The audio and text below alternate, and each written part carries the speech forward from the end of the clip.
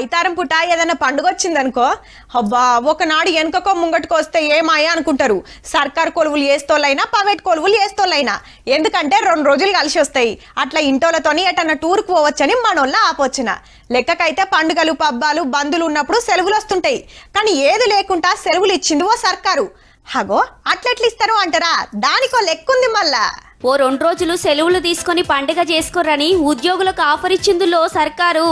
ఓ మనతానే కాదు, అస్సాం రాష్ట్రంలా సర్కార్ కొలువులు చేస్తోళ్ళందరికీ నవంబర్ 6, 8 తారీఖులలో సెలవులు ఇచ్చింది.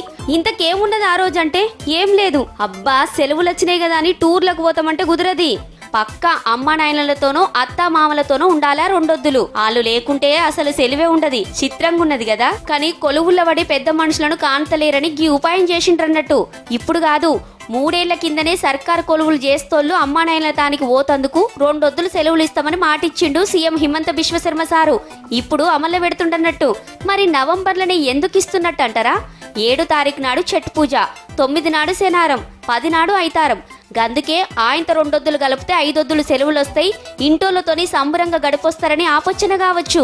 సర్కారు ఇంత తనలాడినా కొందరు ఉత్తములు అమ్మా నాయనలను కాంతారన్న గ్యారంటీ అయితే లేదు. గాని సెలవులు ఇచ్చినందుకన్నా అమ్మా నాయనల తానికి పోయిరారే, వాళ్ళు ఖుషి అవుతారు. ఈ ఆఫర్ మన సర్కార్కి ఇట్లిస్తే మంచిగుండు అనిపిస్తుందిలే.